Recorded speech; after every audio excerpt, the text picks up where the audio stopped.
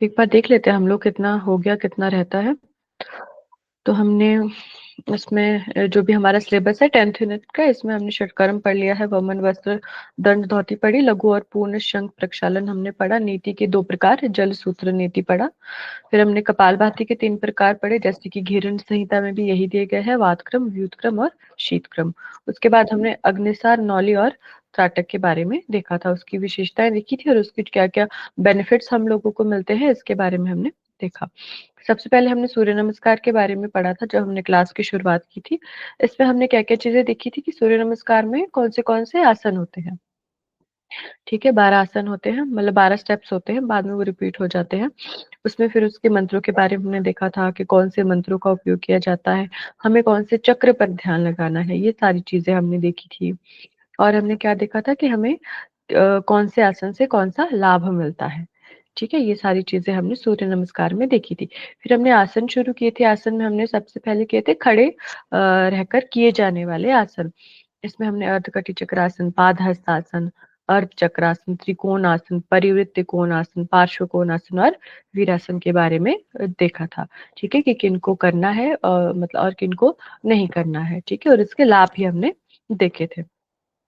फिर देखे थे हमने बैठकर किए जाने वाले आसन। इसमें हमने पश्चिमोत्तान, सुप्त वज्र, अर्धमत्स्येंद्र, वक्रासन, बद्ध कोणासन, मेरुदंडासन, अकर्ण धनुरासन और गोमुखासन के बारे में डिस्कस किया था क्लास में। ठीक है, फिर देखे थे हमने प्रोन पोस्चर्स। प्रोन पोस्चर्स होते हैं हमारे पेट के बल किए जाने वाले आसन। इसमें हमने भुजंग आसन, शलभ आसन, धनुरासन, ऊर्ध्व मुखोश्वानासन और मकरासन के बारे में पढ़ा था। फिर हमने किया था सुपाइन पोस्चर्स, यानी पीठ के बल किए जाने वाले आसन।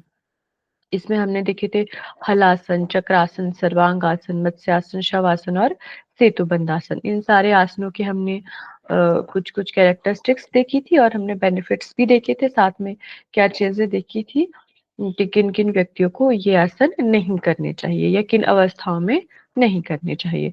फिर हमने बैलेंसिंग पोस्चर्स देखे थे, जो संतुलन कारक हमारे आसन होता है, जिसमें हमें बैलेंस बनाना होता है। इसमें हमने वृक्षासन, गरुड़ आसन, नमस्कार आसन, टिट्टभासन और नटराज आसन को देखा था। ठीक है, फिर आज हम लोग पढ़ेंगे प्रैक्टिसेस लीडिंग टू मेडिटेशन, ध्यान की कुछ पद्धतियों के बारे में। ये आज हम कंप्लीट कर लेंगे। इससे बहुत ज्यादा मतलब बहुत ज्यादा नहीं है, मतलब एक दिन में हमारा हो जाएगा आज की क्लास में। फिर हमने और क्या देखा था, हमने बंध और मुद्राएं भी पढ़ ली है, जिसमें हमने मूल बंध, जालंधर, उड़ियान और महाबंध के बारे में पढ़ा था। फिर मुद्राओं में योग मुद्रा, महामुद्रा, षण्मुखी मुद्रा, ताड़ागी मुद्रा और विपरीत करणी मुद्रा के बारे में हम सारी चीजें पढ़ ली थी। ठीक है, फिर ये वाला जो हमारा टॉपिक है, जो हमारी कंटेम्प्रेरी योगिक प्रैक्टिसेस है, इसमें जो बाकी चीजें हैं सूक्ष्म यौगिक सूक्ष्म व्यायाम के अलावा एक दिन इसमें लग जाएगा और एक दिन की क्लास हम इसकी रखेंगे यौगिक सूक्ष्म व्यायाम की, क्योंकि ये थोड़ा ज्यादा इम्पोर्टेंट है और थोड़ा इन बाकी चीजों से थोड़ा बड़ा है। तो एक दिन इसके लिए रखेंगे, 2 दिन में ये पूरा हो जाएगा। और एक दिन हम क्या करेंगे, क्वेश्चन आंसर सेशन करेंगे। तो आज का टॉपिक हम लोग शुरू करते हैं। आज हम पढ़ेंगे प्रैक्टिसेस लीडिंग टू मेडिटेशन। एक बार मुझे कंफर्म कर दीजिए, आवाज, ऑडियो, वीडियो सब क्लियर? जी मैम। ठीक है, तो आज हम क्या पढ़ेंगे, ध्यान की पद्धतियों के बारे में पढ़ेंगे कि ध्यान की कौन सी पद्धतियां जो हमारे सिलेबस में उनके बारे में हमें देखना है, उनकी कुछ विशेष बातें देखेंगे या उनके बेनिफिट्स हम लोग देखेंगे किस प्रकार से किया जाता है, क्या क्या उनके कैरेक्टरिस्टिक्स है। ठीक, तो सबसे पहले इसमें आता है हमारा प्रणव और सोहम जप। ठीक है, आप में से बहुत सारे को इसके बारे में पता होगा, ज्यादातर मैं जितना मानती हूँ कि आपको पता होगा, क्योंकि आप लोग योग के छात्र हैं, तो कहीं ना कहीं इन चीजों के बारे में आपने पढ़ा है, प्रैक्टिस किया है। ठीक, तो एक बार देखते हैं इसमें क्या है। जो हमारी सोहम साधना होती है, वो जीव व ईश्वर के मिलन का बोध हमें कराती है, कि जीव के और ईश्वर का जो मिलन होता है उसका बोध होता है हमें सोहम साधना द्वारा। ठीक, और जैसे आप सभी को ये तो ज्ञात है कि मनुष्य हर समय श्वास लेता छोड़ता रहता है, क्योंकि जीवित रहने के लिए श्वास आवश्यक है हमारी, तो हम सांस लेते भी है छोड़ते भी है, और वो सोहम साधना भी करता रहता है। पर एकाग्रता नहीं होती है, तो इस कारण उस चीज को वो पहचान नहीं पाता है कि वो सोहम साधना कर रहा है। क्योंकि जैसे हम सांस लेते हैं और सांस छोड़ते हैं, तो इसी में क्या होता है, हमारी सोहम साधना हो जाती है। लेकिन हमें जब तक इस चीज के बारे में पता नहीं है, हमें ज्ञान नहीं है इस चीज के बारे में, तब तक हम इससे अनभिज्ञ रहते हैं। ठीक है। और श्वास लेते हुए क्या होता है, हम सो की ध्वनि तथा श्वास छोड़ते हुए हम की ध्वनि होती है। जैसे आप लोग महसूस भी करो कि जिस टाइम हम सांस लेते हैं तो सो की ध्वनि आती है। ठीक है। और जब हम सांस छोड़ते हैं, एक्सलेशन करते हैं, फिर हम की ध्वनि आती है। ठीक है। यही है हमारी वैसे सोहम साधना, अगर इसको मोटे तौर पर देखा जाए तो। ठीक है। विधि क्या है इसकी? विधि है इसकी, आपको या पद्मासन में या सुखासन में स्थिर बैठना है। या पद्मासन लगा सकते हो या आप सुखासन में बैठकर करोगे। ठीक है। शरीर को सीधा रखना है और शिथिल रखना है। मतलब बिल्कुल सीधा आपको बैठना है। सीधे का मतलब है कि आपको अपनी गर्दन, पीठ और अपने सर को सीधा रखना है। और शिथिल यानी ऐसे बिल्कुल शांत छोड़ देना है, जैसे हम रिलैक्स होते हैं बिल्कुल वैसे बैठना है। ठीक है। आपको धीरे धीरे लेना है सांस, और छोड़ना भी धीरे धीरे, बहुत तेज तेज नहीं करना है श्वास प्रश्वास की प्रक्रिया को। ठीक। जिस समय आप श्वास लेंगे तो सो की ध्वनि आएगी, और आपको क्या भावना करनी है कि हम विश्व प्राण को धारण कर रहे हैं। ठीक है। जिस समय श्वास लोगे, क्योंकि जब आप ये करोगे तो आपका ध्यान होगा अपनी श्वासों पे। तो जैसे आप इनहेल करोगे ना, तो आपको यही भावना करनी है कि हम विश्व प्राण को धारण कर रहे हैं। और फिर जब श्वास छोड़ोगे तो हम की ध्वनि आएगी, और इसमें क्या भावना करनी है कि हम अपने अहंकार को बाहर कर रहे हैं। ठीक है। अंदर करते हुए, सांस लेते हुए विश्व प्राण को धारण कर रहे हैं, और एक्सहेल करते हुए अपने जो हमारे अंदर अहंकार है, कहीं ना कहीं थोड़ा कम ज्यादा किसी भी मात्रा में उसको बाहर कर रहे हैं। ठीक है। इसको याद रखना है। और आपको क्या भाव रखना है कि जो वो है वही मैं हूँ। वो कौन होंगे इसमें? ईश्वर। ठीक है। ईश्वर, वो शब्द ईश्वर के लिए प्रयुक्त किया गया है। ठीक है। आपको स्थिर बैठे रहना है और सोहम ध्वनि को सुनते रहना है। ठीक है। बिल्कुल आपको स्थिर बैठना है, हिलना डुलना नहीं है। अपने मन को भी शांत रखना है, शरीर को भी शांत रखना है, और सोहम की ध्वनि को सुनना है। ठीक। फिर क्या है, कोई विचार या बाहरी आवाज आपको आकृष्ट ना करने पाए, मतलब किसी भी प्रकार का कोई विचार। वैसे तो जब हम शुरुआत करते हैं किसी भी चीज की, या हम किसी ध्यान में बैठ रहे हैं, या कोई साधना कर रहे हैं, कोई जप कर रहे हैं, तो बहुत सारे थॉट्स हमारे मन में आते हैं। पॉजिटिव, नेगेटिव, हर प्रकार के विचार आते जाते रहते हैं। ठीक है। लेकिन कोशिश करनी है आपको कि कोई भी विचार या कोई भी अगर बाहर से किसी भी प्रकार की आवाज है, आपको अपनी ओर खींच ना पाए। ऐसा ना हो कि आपका ध्यान उन तरफ चला जाए, कि किसी कोई थॉट आपके मन में आया, फिर आप उसी में खो जाओ, उसी में आगे आगे कहानियां खुद बनती रहे हमारे मन में। या फिर बाहर से कोई किसी भी प्रकार का शोर है, या किसी भी प्रकार की कोई आवाज आ रही है, तो आपका ध्यान उस ओर ना जाए। ठीक। हर अंदर आने वाली श्वास सोहम, और बाहर जाने वाली श्वास हम। ठीक। ये हम पढ़ चुके हैं पहले भी। धीरे धीरे श्वास लंबी होती जाएगी, एकाग्रता बढ़ती जाएगी, और पूरी सजगता श्वसन प्रणाली पर होगी। जैसे जैसे आप समय दोगे उसमें, सोहम साधना में, वैसे वैसे क्या होगा, आपकी एकाग्रता भी बढ़ती जाएगी, क्योंकि सांस आपका लंबा होता जाएगा ना। जब आप शांत बैठते हो, जैसे मान लो आप दौड़ रहे हो, तो आपका सांस क्या होता है, बहुत तेज तेज चलता है। लेकिन वहीं अगर आप शांत बैठे हैं, आराम से बैठे हैं, तो आपका श्वास उससे अलग चलता है, धीरे चलता है।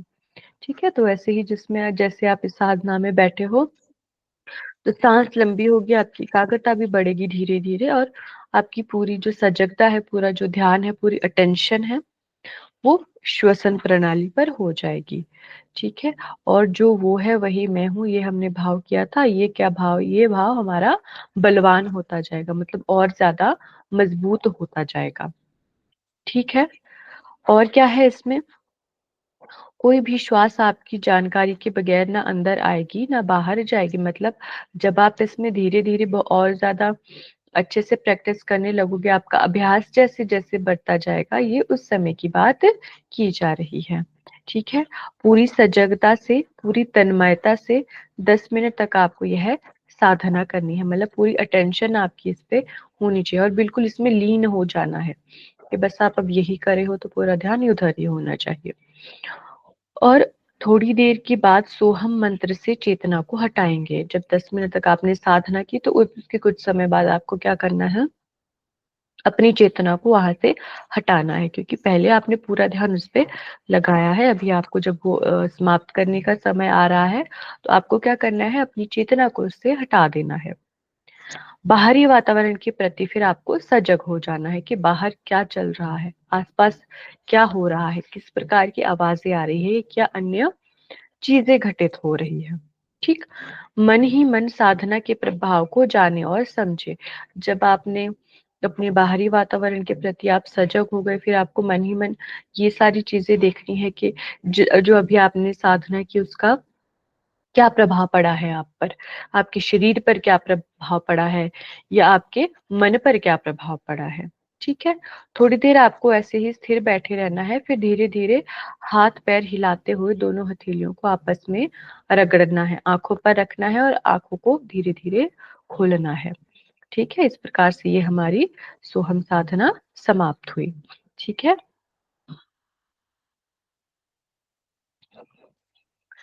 अगला है इसमें योग निद्रा। हमारे सिलेबस में अगला क्या है, योग निद्रा। ठीक है, आप में से बहुत सारे लोगों ने, मुझे लगता है सभी लोगों ने योग निद्रा का अभ्यास किया होगा, तो पूरा मैंने इसमें विधि नहीं लिखी है।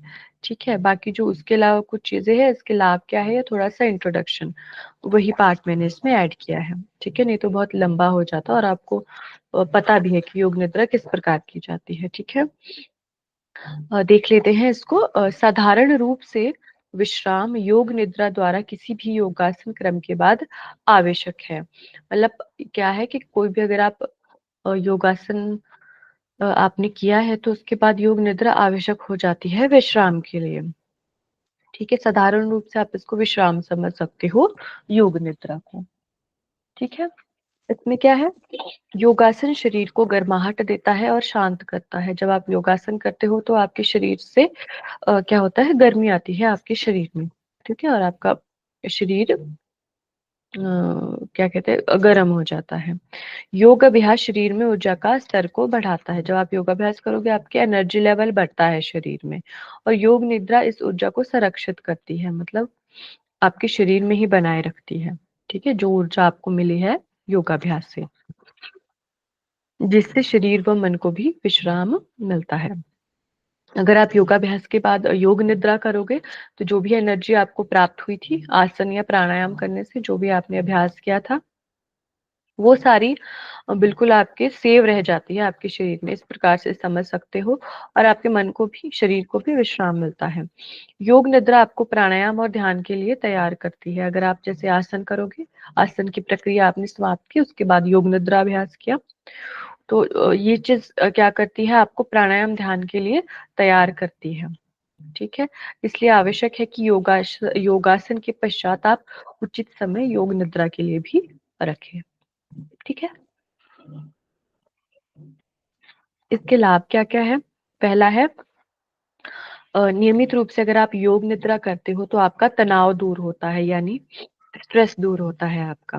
ठीक है, और दूसरा है, अनिद्रा का उपचार इससे होता है, काफी सहायता मिलती है। अनिद्रा, इंसोम्निया, मतलब नींद नहीं आती है जिनको, उनको इंसोम्निया की समस्या हो जाती है।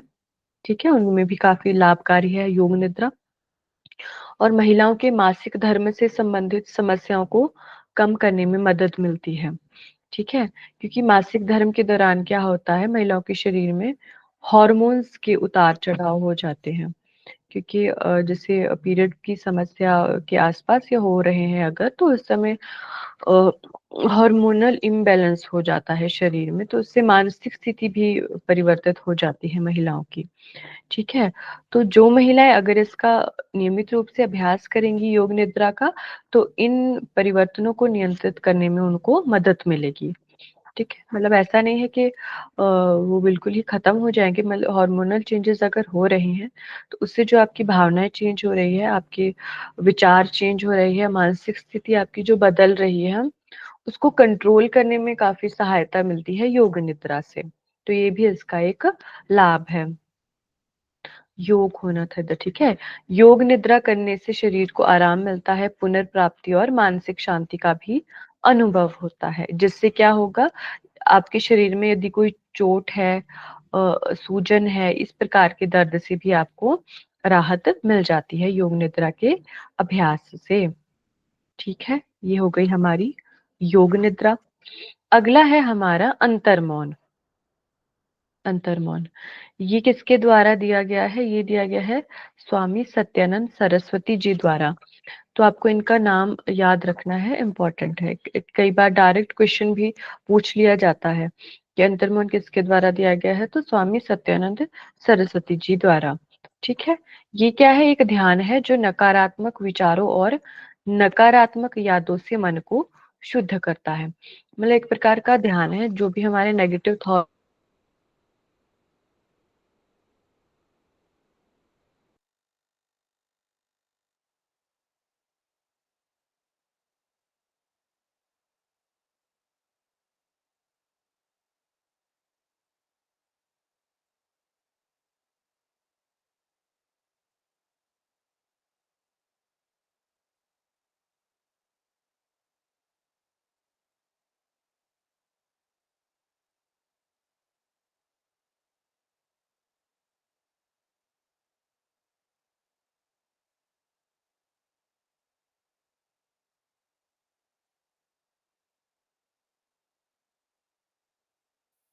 आवाज आ रही है मेरी?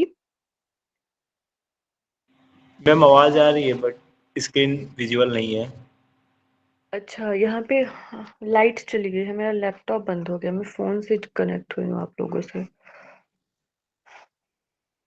पता नहीं कब आएगी। तब तक हम लोग क्या करते हैं, थोड़ा मैं आपसे क्वेश्चन पूछ लेती हूँ, है ना? जो हमने पढ़ा है ना, इसके बारे में थोड़ा बहुत पूछ डिस्कस कर लेते हैं हम लोग। देखते हैं, 10 मिनट वेट करते हैं, नहीं तो फिर आप लोग क्लास लीव कर देना। ठीक है, तो अच्छा मुझे ये बताइए, आप लोगों में से सूर्य नमस्कार के मंत्र किस किस को याद है, पूरे मंत्र? हैंड रेज कीजिए। सौरभ जी, ठीक है, बंटी जी को भी याद है। चलिए, सौरभ जी आप सुना दीजिए।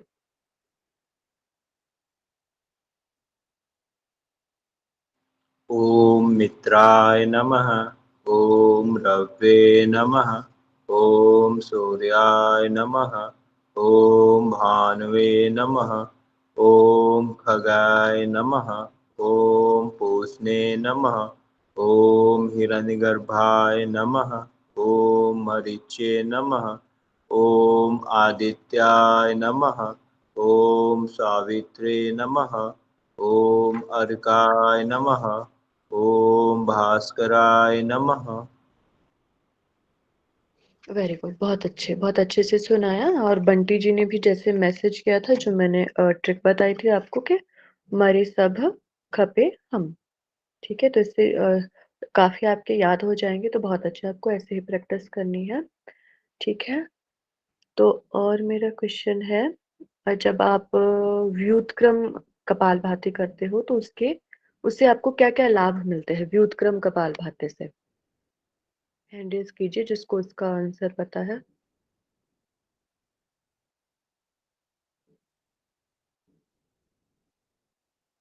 सौरभ जी, विजय जी, आपको पता है इसका उत्तर? मैम समझा नहीं पाऊंगा, सुन के समझ में आता है कि हाँ पढ़ लिया। अच्छा जी, ठीक है, चलिए, हाँ, सौरभ जी आप ही बता दीजिए। इससे मैम साइनोसाइटिस और कफ संबंधी बीमारी दूर होती है और हमारे चेहरे के तनाव कम होते हैं। हाँ जी, वेरी गुड, सौरभ जी, बंटी जी दोनों ने सही उत्तर दिया। ठीक है, अब मुझे बताएंगे, हमारे शंख प्रक्षालन में जो हम आसनों का अभ्यास करते हैं उनका सीक्वेंस किसको पता है? ठीक है, सौरभ जी बताइए। ताड़ासन, त्रियक ताड़ासन, कटी चक्रासन, त्रियक भुजंगासन और उदर का आसन। हाँ जी, ठीक है। बंटी जी आपने भी बिल्कुल सही उत्तर दिया है। Very good. ठीक है। और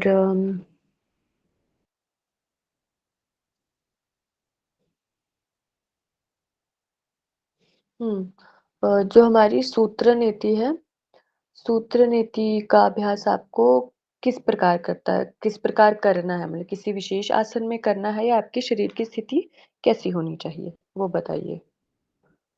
बंटी जी आप टाइप कीजिए, सौरभ जी आप बोलिए। मैम दो स्थिति बताई गई है, एक हम उत्कटासन में करते हैं और दूसरा स्टैंडिंग पोस्चर में करते हैं। हाँ जी, आप खड़े होकर कर सकते हो या फिर उत्कट में आप बोल सकते हैं कि उकड़ू जैसे हम बैठते हैं ना, उस प्रकार से जी, बैठकर कर उसमें सकते जो हो। कागासन होता है उसमें बैठ के कर लेंगे।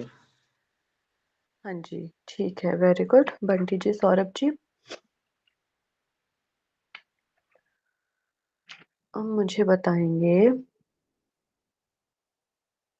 अ, प्रणाम आसन में कौन से चक्र पर ध्यान लगाना है? हाँ जी, सौरभ जी बोलिए। अनाहत पे, जो हमारे हृदय के पास होता है। ठीक है, वेरी गुड, अनाहत पे लगाना है।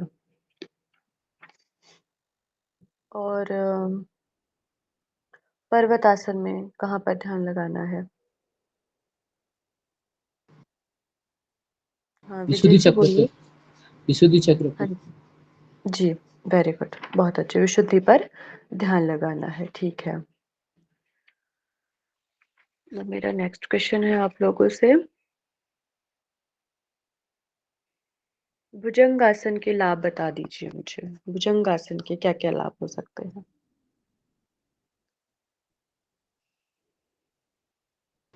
हाँ जी, सौरभ जी बताइए। अच्छा, विजय जी आप बोल रहे हैं तो आप बता दीजिए। पाचन क्रिया तेज होती है, जननांग पुष्ट होता है और स्लीप डिस्क में लाभ मिलता है। जी, वेरी गुड, बहुत अच्छे। ठीक है।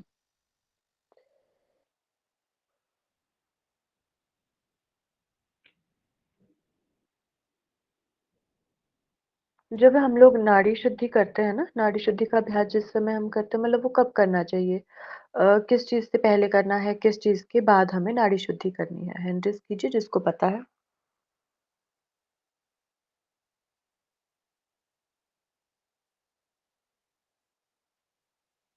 हम्म विजय जी आपको पता है इसका उत्तर?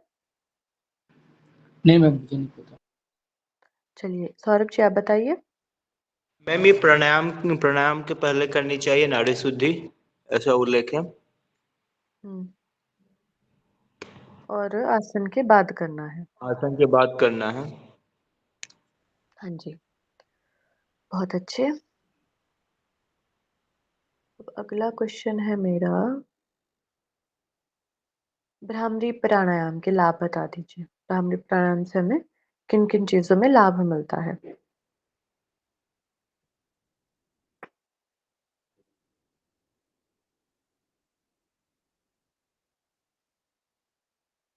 हाँ जी, बताइए सौरभ जी। मैम इससे गले संबंधी गले के रोग दूर होते हैं, लो बी हाई बीपी कम होता है, और जो है क्रोध, चिंता आसान और सनमेंट मतलब मानसिक संबंधी सभी बीमारियां दूर होती हैं, क्रोध, अशांति, ये सब। हम्म, ठीक है, वेरी गुड सौरभ जी। बंटी जी आपने भी सही उत्तर दिया है इसका, बहुत अच्छे।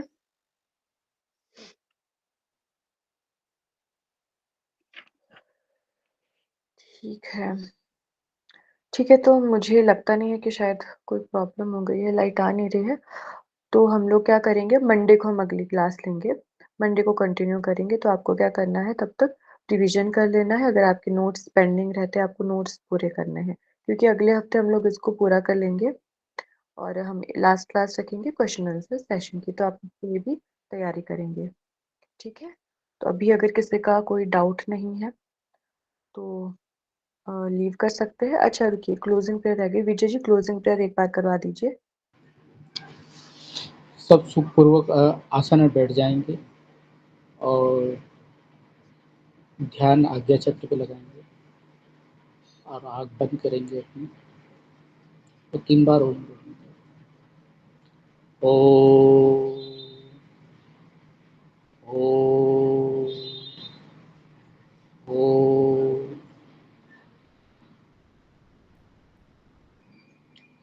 हाथों को रब करेंगे।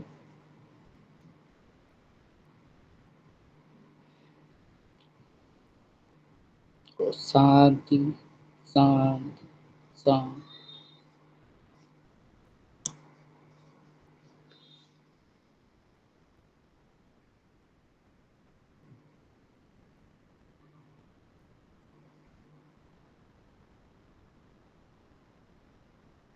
Thank you Vijay ji. क्या बोल रहे हैं बंटी जी? मैम को आवाज नहीं आ रही लग रहा है।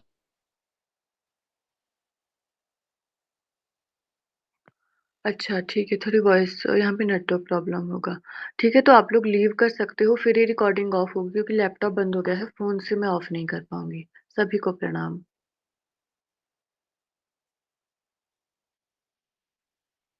बंटी जी कोई क्वेश्चन है आपका?